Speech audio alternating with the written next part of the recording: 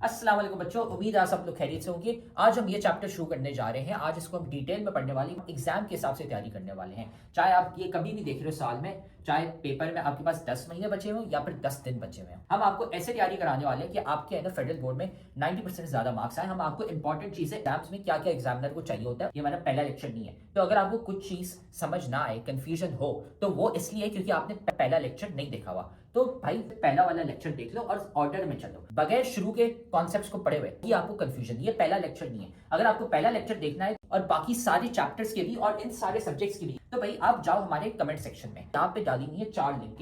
इसमें पूरी किताब की हमने प्लेलिस्ट डाली हुई है, इसको दबा दो, आपको है ना सारे लेक्चर्स मिल जाएंगे इस पूरे के पूरे सब्जेक्ट के। डाले हुए फ्री के नोट्स, यहाँ पे नोट्स कोई एमी नोट्स नहीं है। ये आप लिंक दबाओगे तो खुलते हैं, आपके पास हमारे 300 बच्चे जो थे जिनके 90% ज्यादा मार्क्स आए थे, उनके हमने नोट्स कंपाइल करके आपके लिए डाले हुए ताकि आप भी है ना अपने एग्जाम की तैयारी कर सको। सारे के सारे नोट्स हमने डाले हुए इन 300 बच्चों के। तो भाई ये देखो यहाँ पे पड़ा हुआ है हमारे सब्सक्राइब का बटन, इसको सब्सक्राइब कर लो, ठीक है। बेल्स भी है ना यहाँ पे दबा दो, लाइक करो वीडियो को और साथ में जाके कमेंट करो अपना वीकेस्ट चैप्टर। भाई कौन सा चैप्टर है जो तुम्हें बहुत मुश्किल लगता है, बहुत वीक लगता है, हम क्या करेंगे उसका निकालेंगे one shot lecture. One shot lecture एक लंबा सा पूरे चैप्टर का लेक्चर होगा, उसमें हम आपको एग्जाम ओरिएंटेड तैयारी कराने वाले हैं ताकि आपके है ना पेपर में 90% मार्क्स आ सके। तो जाके कमेंट करो कौन सा चैप्टर आपको बहुत मुश्किल लगता है। फिर ये याद रखना कि भाई हमारे लेक्चर्स, हमारे नोट्स, सारे गेस्ट पेपर्स काम के होते हैं। ये 300 बच्चे हैं जिनके ना 90% ज्यादा मार्क्स आए थे। तो सारा मटेरियल कमेंट सेक्शन में सबसे पहला कमेंट है, वहां पे पड़ा हुआ है। और अगर आप भी उन बच्चों की तरह 90% ज्यादा मार्क्स लाना चाहते हैं तो आप भी है ना हमारी बैच ज्वाइन कर सकते हैं,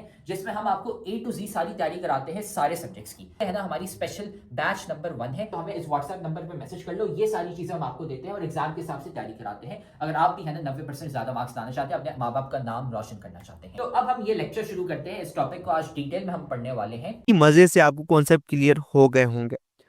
हेलो बच्चों, क्या हाल चाल। आज के लेक्चर के अंदर हम पढ़ने जा रहे हैं group number and charge on an आइन। आज के लेक्चर के अंदर मैं आपको फील दूंगा group number and charge on an आइन के ऊपर, पूरा फील दूंगा, मजे से फील उठाना। और दूसरी बात, मेरी एक एक बात को थोड़ा गौर से सुनना, मैं बोल क्या रहा हूँ। खुद एज्यूम नहीं कर लेना, किसी भी कंक्लूजन पर खुद नहीं आ जाना। क्यों? अगर आज की बात अगर आपने खुद अपना दिमाग चला के सोचने की कोशिश की ना, मतलब ये चीज ऐसे है तो ये चीज ऐसे होगी, खुद एज्यूम कर लें, तो फर्स्ट ईयर में आके आप कहेंगे, आप मुझे लिटरली बोलेंगे, यार सर ने तो गलत पढ़ाया, सर ने तो बताया नहीं, सर ने तो उल्टी बातें कर दी, मैंने जो 9th के अंदर पढ़ा वो सारा गलत पढ़ा, अभी मुझे क्या पता चल रहा है। मेजोरिटी बच्चे कहते हैं कि हमने 9th में जो केमिस्ट्री पढ़ी है, फर्स्ट ईयर के अंदर बात ही उलट है। पहले एक चीज कही गई ये सही है, फर्स्ट ईयर में आ गया इसको गलत कर दिया गया। बेटा ये काम हमने नहीं करना, यहाँ पर मैं आपको कॉन्सेप्ट की फील दिलाऊंगा। देखिए, शुरू के अंदर चीजें होती हैं वो स्लोली स्लोली डेवलप हो रही होती हैं, कोई फास्ट कोई स्पीड के अंदर ग्रो नहीं हो रही होती है। आराम आराम से हम रिएक्शंस अंडरस्टैंड कर रहे होते हैं, रिएक्टिविटी पढ़ रहे होते हैं, कैसे चीजें वर्क कर रही हैं, स्लोली स्लोली। बात क्या आती है बेटा, बात यहां से शुरू होती है, हम एलिमेंट्स को स्टडी कर रहे थे, हम एलिमेंट्स को क्या कर रहे थे, स्टडी कर रहे थे कि एलिमेंट्स का बिहेवियर क्या है, कैसे रिएक्ट करते हैं, कैसे जाते हैं, और पीरियोडिक टेबल बना रहे थे हम। क्यों बना रहे थे पीरियोडिक टेबल?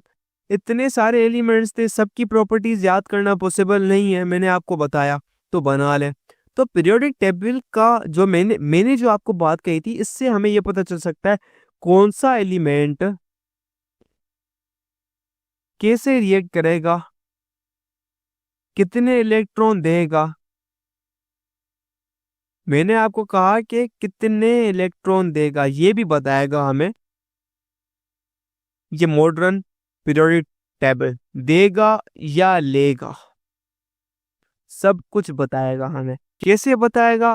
थोड़ा सा आपको अपने दिमाग का प्रयोग करना पड़ेगा, इस्तेमाल करना पड़ेगा, ठीक है।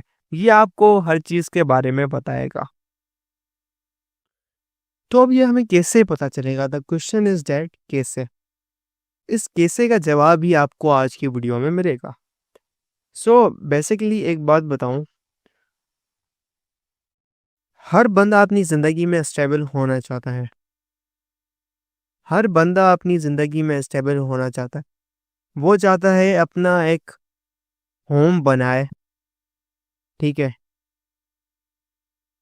कैश कमाए, पैसा बनाए एंड अपनी फैमिली की लाइफ सिक्योर करे, फैमिली को, इन तीनों चीज़ों को सिक्योर करे। हर बंदा यही चाहता है आज के दौर में, ठीक है। दे needs stability, a person wants stability in his life, ठीक है। इसलिए मेहनत करता है, दौड़ता है, बच्चों की ज़िंदगी स्टेबल हो जाए, सिक्योर हो जाए। दिस इज ऑल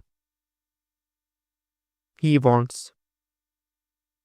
तो just like this man, just like the people, just like the man, just like people, atoms also want stability, requires stability. तो एटम्स को भी, मॉलिक्यूल्स को भी, इन छोटे छोटे पार्टिकल्स को भी स्टेबिलिटी चाहिए। इन एटम्स को भी स्टेबिलिटी चाहिए, ठीक है। अब ये स्टेबिलिटी बेटा कैसे मिलती है? कोई ना कोई तो क्राइटेरिया होगा ना स्टेबिलिटी का। स्टेबिलिटी हमें कैसे मिलेगी? स्टेबिलिटी कैसे मिलेगी? अब इसका जवाब आप खुद भी मालूम कर सकते हैं। हमें कैसे पता? पैसा आने से, नमाज पढ़ने से, इबादत करने से, अल्लाह पर यकीन रखने से जिंदगी स्टेबल हो जाएगी। स्टेबल हो जाएगी हमें कैसे पता चला? हमें लाइफ के अंदर अपनी, हमने अपने कवानीन को देखा, हमें जो कल्चर कर रहा था, हमारी जो किताब कह रही थी, Quran Sharif, Quran Pak. For Hindu Bhagavad Gita, for Christians their holy scriptures. तो उनकी स्टेबिलिटी उनके हिसाब से है। अब इस केमिस्ट्री की दुनिया के अंदर स्टेबिलिटी क्या है? अब इसके लिए आपको रिसर्च करनी पड़ेगी यार, इनकी स्टेबिलिटी क्या है। आपको दौड़ना पड़ेगा, आपको भागना पड़ेगा, अंडरस्टैंड करना पड़ेगा। इसकी कैसे पता चलेगी? Bye research. अब रिसर्च क्या होगी? आपको तमाम एलिमेंट्स को, तमाम कंपाउंड्स को स्टडी करना पड़ेगा। आप जब उसके ऊपर स्टडी करेंगे, आप देखेंगे सबसे कम रिएक्टिव कौन है, सबसे ज़्यादा लेस रिएक्टिव कौन है। जो सबसे ज़्यादा लेस रिएक्टिव होगा वही स्टेबल होगा, और बाकी भी उसकी तरह बनना चाहेंगे। अब हमने इतने सारे कंपाउंड्स को स्टडी करना है और अलग करना है, भाई ये स्टेबल है। जब हमने जो है, देखें, बहुत लोग करते हैं, बहुत लोग अपनी राय देते हैं, बहुत लोग अपने हिसाब से करते हैं। कुछ लोगों की चीज़ें, थ्योरीज गलत होती हैं, कुछ लोग सही करते हैं।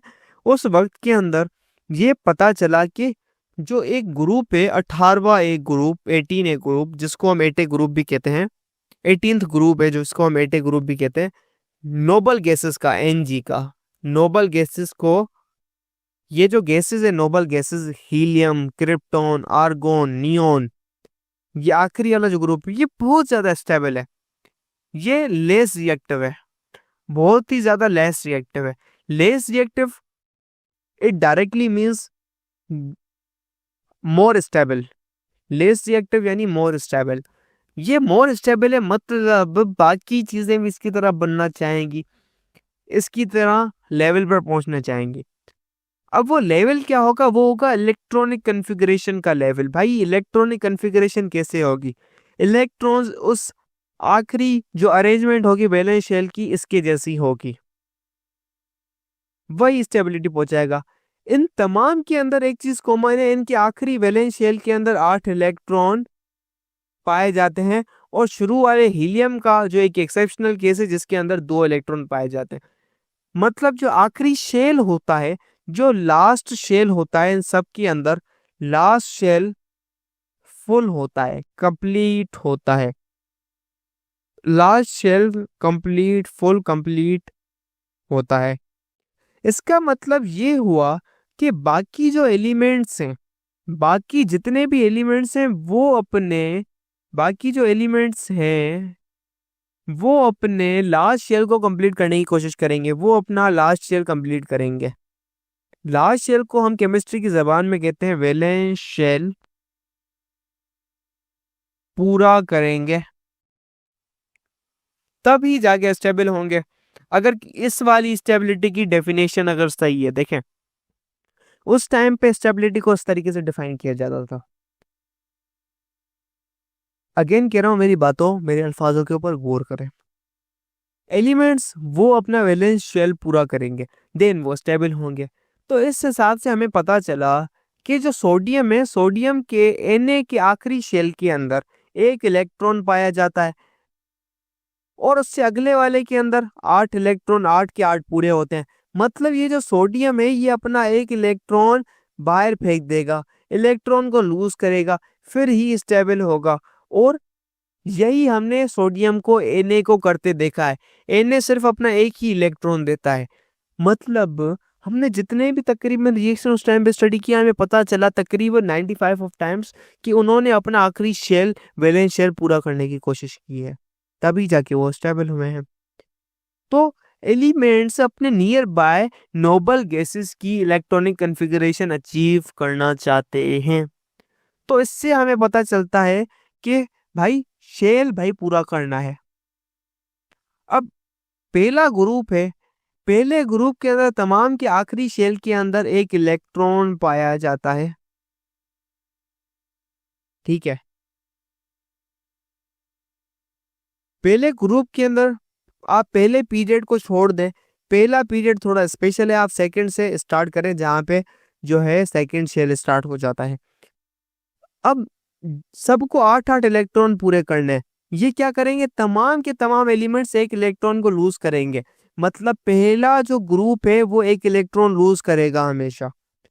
हाइड्रोजन जबकि एक इलेक्ट्रॉन गेन करेगा। क्यों भाई, हाइड्रोजन का एक ही शेल है, एक इलेक्ट्रॉन उसके पास पड़ा है।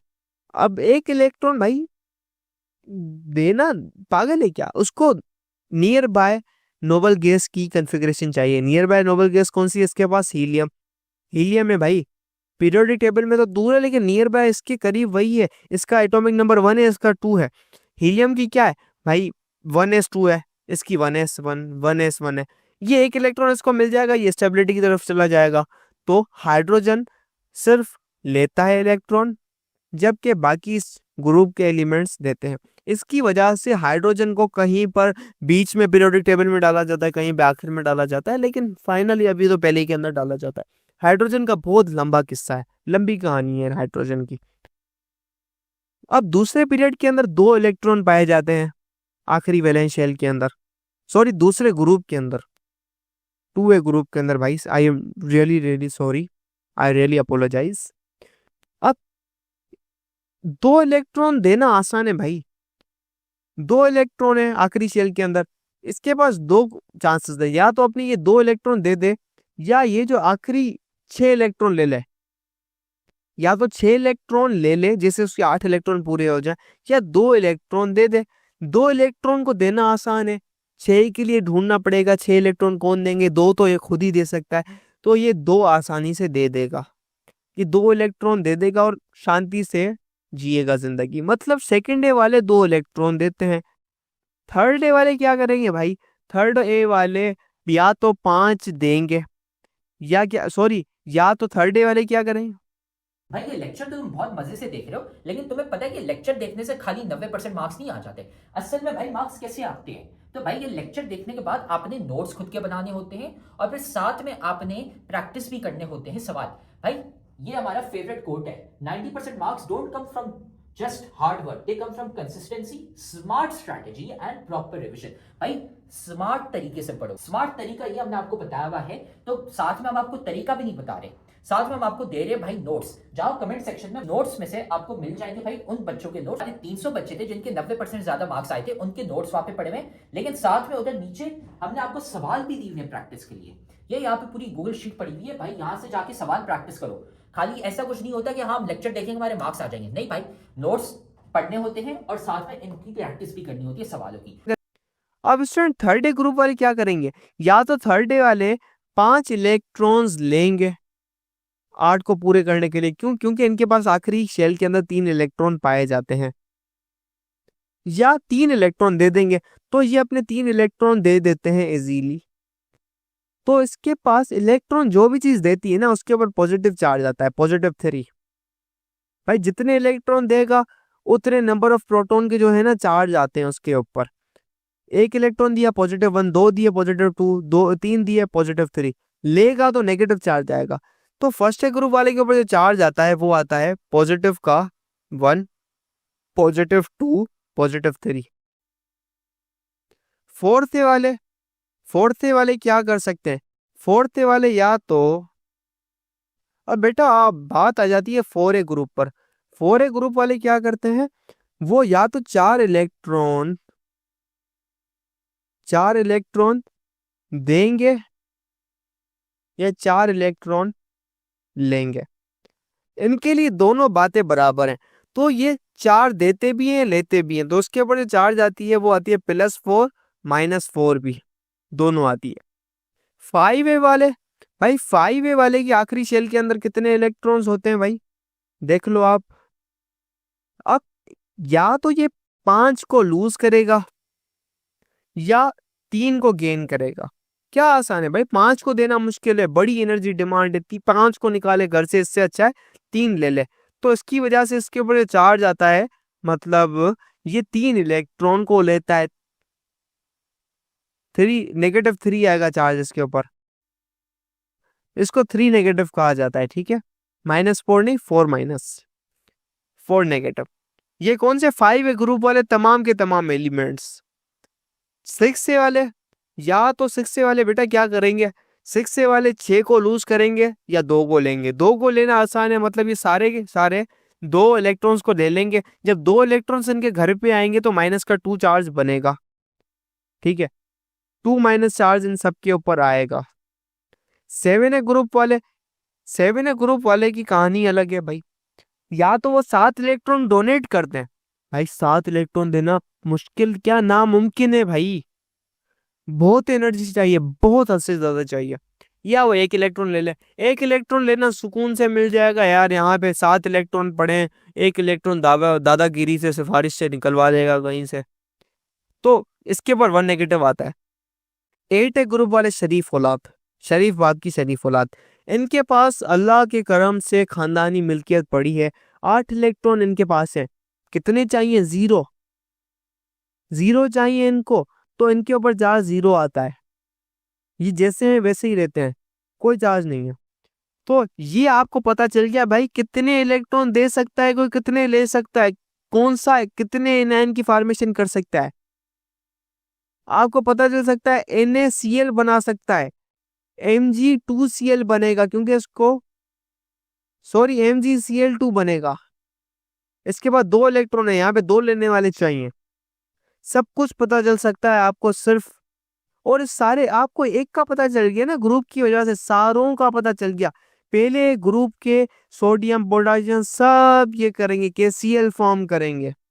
एक ग्रुप की बात सारे ग्रुप में चलती है भाई। सेकेंड ए वाला पूरा ग्रुप सेकेंड ए की तरह बिहेव करेगा, वो एक अलग बात है। बीच बीच में कोई गंद करने वाले आ जाते हैं जो शिरात मुस्तकीम से हट जाते हैं, अपना जो है एक जायलों वाला हुलिया तब बना लेते हैं। भाई तब्दीली आती है, तो इनमें से भी कुछ लोग वेरिएशन शो करते हैं, लेकिन बात जनरल की जा रही है।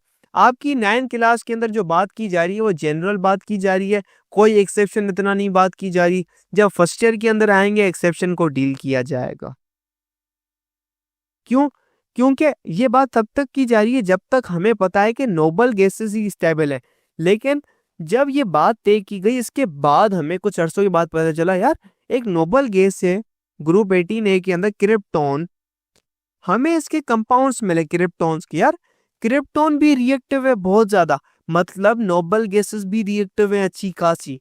हमें और भी कंपाउंड्स मिले VIP वाले, तो हमें पता चला अरे हमने तो ये सोचा नोबल गैसेस क्या है, लेस रिएक्टिव है, रिएक्ट नहीं करती। क्रिप्टॉन के तो कंपाउंड्स मिल रहे हैं, जानबूझकर नहीं बेटा, नेचुरली कंपाउंड्स मिल रहे हैं, नेचुरली कंपाउंड्स। देन हमने स्टेबिलिटी की अलग डेफिनेशन निकाली, जो न्यू डेफिनेशन स्टेबिलिटी की भाई, अपनी लीस्ट एनर्जी, पोटेंशियल एनर्जी हो किसी भी एटम के पास, लीस्ट एनर्जी हो। एटम क्या करना चाहता है, पोटेंशियल एनर्जी को मारो गोली, इलेक्ट्रॉन अपनी एनर्जी, सॉरी जो एटम है वो अपनी एनर्जी को कम करना चाहता है। जिस एटम के पास, जिस मॉलिक्यूल के पास लीस्ट एनर्जी होगी, कम से कम एनर्जी होगी, वो ज्यादा स्टेबल होगा। तो बेसिकली स्टेबिलिटी कैसी आएगी, जब एनर्जी कम होगी। हत्ता के नोबल गैसेस की जो एनर्जी होती है बहुत ज्यादा कम होती है और वो स्टेबल होती हैं। लेकिन अगर किसी नोबल गैस को उससे भी कम एनर्जी करने का मौका मिल गया कुदरती तौर पे, उससे कम एनर्जी हो सकती है, तो वो जाके रिएक्ट करेगी और अपनी एनर्जी को कम करेगी, अपने आप को स्टेबल करेगी।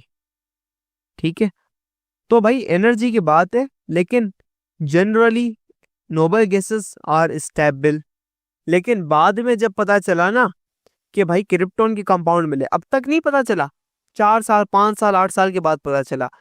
अब उनको भी 8 साल के बाद पता चला, तो आपको क्यों अभी पता चल जाए, आपको भी 2 साल के बाद पता चलेगा फर्स्ट ईयर के अंदर, जब इनके कंपाउंड्स मिले, नई चीजें पढ़ी, अब न्यू रिएक्शंस पढ़ेंगे, तो आप भी 2 साल सब्र कर लें, आपको भी सुकून से पता चल जाएगा।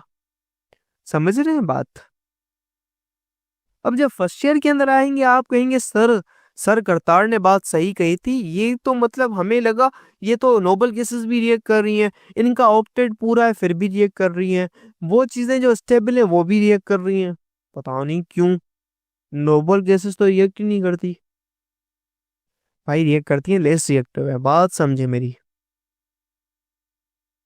ग्रुप अल्काइंस जो हैं, अब जो मैंने आपको बात समझाई है सेकंड है, अल्कलाइन अर्थ मेटल्स, वो +2 कर सकते हैं, ये +3 कर सकते हैं, और जो है हम हेलोजीन्स कहते हैं 17वें ग्रुप को, और 16वें ग्रुप को चाल्कोजीन्स कहते हैं, वो अपने 2 इलेक्ट्रॉन्स दे सकते हैं, सल्फर 2 इलेक्ट्रॉन दे सकता है भाई। ये बात की जा रही थी यहाँ पर सिंपल से कम अल्फाज के अंदर, कि वो लोग लेस रिएक्टिव हैं, इसकी बात ऐसे है। अब अगर कोई, देखो देखो एक बंदा है, वो डेली, एक बंदा जो डेली नमाज पढ़ता है, मौलवी है, बड़ा नमाज पढ़ता है, एक दिन अचानक से इसके घर पे नमाज से 1 घंटे पहले चोर आ जाते हैं बंदूकें लेके। ये चोर भी बड़े स्पेशल टाइप के चोर हैं। ये कहते हैं भाई मौलवी को, अगर तू आज नमाज पर गया तो हमें पता है तेरी बेटी किस सेंटर पे जाती है, तेरा जो बेटा है वो 6 क्लास में पढ़ता है, सुबह को ये अकेला आता है, इस गली से आता है और ये ऐसे स्कूल में पढ़ता है। तेरी जो दूसरी बड़ी बेटी है जो कि 11वीं जमात के अंदर पढ़ती है, वो इस सर के पास सेंटर जाती है, यहाँ इस स्कूल में जाती है, इसका क्या प्रोग्राम है। तेरी जो बीवी है वो घर पे होती है। तू जो है वो सुबह को 8 बजे ड्यूटी पे जाता है, दोपहर को 2-2:30 बजे आता है, बीच में घर पे मासी आती है 11 बजे, 11 से 1 तक काम करके जाती है, उसके बाद घर पे कोई नहीं होता।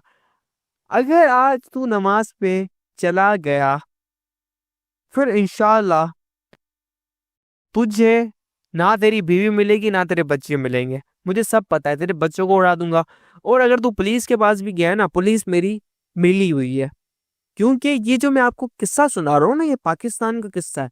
ये जो चीजें होती है ना, वाहियात वाहियात, और जिसको हम कहते हैं द इस्लामिक रिपब्लिक पाकिस्तान, ये जो गलत गलत काम होते हैं ना, जिसके अंदर इंसाफी नहीं होती, वो मुल्क जिसको हम कहते हैं भाई ये हमारा प्यारा वतन है, इस्लाम, जिसकी जो बुनियाद है इस्लाम पर रखाई गई है।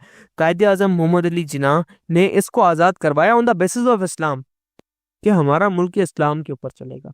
और इसके अंदर क्या चल रही है, करप्शन भाई। पुलिस क्या कर रही है, करप्शन। मैं खुद गया हूं, मुझे पता है। नौकरी, ट्रेजरी ऑफिस वाले, बैंक वाले, कौन सा ऐसा डिपार्टमेंट है जो नहीं, लाइटों के कुंडे चल रहे हैं, लाइटों की चोरी चल रही है, कौन सा डिपार्टमेंट है भाई। Politicians, even politicians, most of them are क्या भाई, करप्शंस, गलत। ये जो आपके न्यूज़ चैनल वाले होते हैं पहले नंबर के इंसान, और वो क्या कर रहे होते हैं, ऑडियंस को भड़कड़ा रहे होते हैं, भाई ऐसे करो वैसे करो, ये हो गया, पूरी मिली भगत है। ये बात की जा रही है पाकिस्तान की। अब पाकिस्तान के अंदर भाई तुम पुलिस के पास भी चले जाओ ना, तुम्हारा कुछ नहीं होगा, आज तुम नमाज पे मत जाना। अब ये मौलवी है, मौलवी ने 10 साल से नमाज नहीं पढ़ी। अब बेचारा यार परेशान हो गया यार, आज मैं मतलब परेशान लगा पड़ा है, अल्लाह से माफिया मांग रहा, अल्लाह मेरे जो है औलाद है, मैं उसको छोड़ के नहीं जा सकता, मर गए तो क्या होगा, और मैं तो उससे माफी मांगता हूँ, मैं आज तेरी नमाज नहीं पढ़ सका, मुझे माफ करना, ये वो। भाई हर किसी को अपनी फैमिली प्यारी होती है आज के दौर के अंदर। अब अल्लाह शायद उसका इम्तिहान ले रहा हो, अल्लाह से माफिया मांगता है, रो रो के बोलता है आज मैं नमाज नहीं पढ़ पाऊंगा तुम्हारी, लेकिन मैं कज़ा में पढ़ूंगा तुम्हारी नमाज, ठीक है, मैं कज़ा के अंदर पढ़ूंगा, वगैरह वगैरह। तो कुछ बात समझ आई, ये चीज 10 साल से नमाज पढ़ रही है, आज नमाज नहीं पढ़ रहा, सामने उसको बंदूक रख के ट्रिगर किया जा रहा है। अगर कोई एक ऐसा रिएक्टेंट है, कोई ऐसा जो है एलिमेंट है, जस्ट लाइक हीलियम या कोई और एलिमेंट है भाई, वो क्या है भाई, रिएक्ट नहीं कर रहा। सामने एक ऐसी चीज आ गई है, सामने कोई ऐसी चीज आ गई है भाई, जो इसको मजबूर कर रही है रिएक्ट होने पे, मतलब इससे इलेक्ट्रॉन से जो है धक्का मुक्की करके इसको ले रही है, तो ये रिएक्ट कर जाएगा। इसकी खुद तो नेचर नहीं रही है, सामने वाली पार्टी ऐसी आई है भाई, सामने वाले को बेड़ा गर्क कर रही है। This is how it. तो उम्मीद है अब आपको है ना ये टॉपिक समझ आ गया। हमने सारे के सारे सब्जेक्ट्स और सारे के सारे चैप्टर्स के हमने नोट्स डाले हुए हैं, लेक्चर्स डाले हुए हैं। इधर कमेंट सेक्शन में चले जाओ, नोट्स पढ़े हुए हैं, लेक्चर्स पढ़े हुए हैं, गेस्ट पेपर भी हम आपको दे रहे हैं और इंपॉर्टेंट चीजें भी बता रहे हैं, ताकि आपको है ना एग्जाम की डेट्स भी पता चल जाए और आपका एग्जाम मिस ना हो जाए। सारी चीजें हमने कमेंट सेक्शन में डाली थी, वहां से है ना जाके वसूल कर लो इसको। तो आप देख रहे हो कि हमारी इतने सारे बच्चे हैं जिनके 90% ज्यादा मार्क्स आए। क्यों? सवाल देने के साथ साथ हम सिखाते हैं कि भाई आंसर कैसे लिखते हैं। आंसर लिखने का एक तरीका होता है, वो तरीका हम सिखाते हैं सिर्फ और सिर्फ हमारी बैच वाले बच्चों को, इसलिए हमारे इतने सारे बच्चे हैं जिनके 90% ज्यादा मार्क्स आए हैं। तो अगर आप भी हमारी बैच ज्वाइन करना चाहते हैं ताकि आपके भी 90% से ज्यादा मार्क्स आए, तो हमारी बैच खुली है, इस व्हाट्सएप नंबर पे हमें मैसेज कर लो, आपको ये सारी चीजें मिल जाएंगी। हम आपको सिखाएंगे कि भाई आंसर कैसे लिखते हैं। टॉपर बच्चे जो 90% ज्यादा मार्क्स लाते हैं वो आंसर कैसे लिखते हैं ताकि एग्जामिनर मार्क्स काट ही ना सके, ताकि वो एग्जामिनर बोले भाई ये लो फुल मार्क्स। हमें इस व्हाट्सएप नंबर पे मैसेज कर लो और हम आपको ऐड कर लेंगे हमारी बैच में, और फिर आप भी है ना 90% से ज्यादा मार्क्स ला सकते हैं।